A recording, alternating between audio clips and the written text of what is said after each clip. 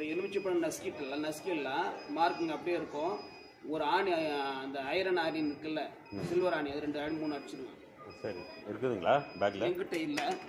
வாங்கிடலாம். இங்கே பாருங்க, இப்போ இது எழுதுங்க. 256 656 656 566 2.25 inches கீழே.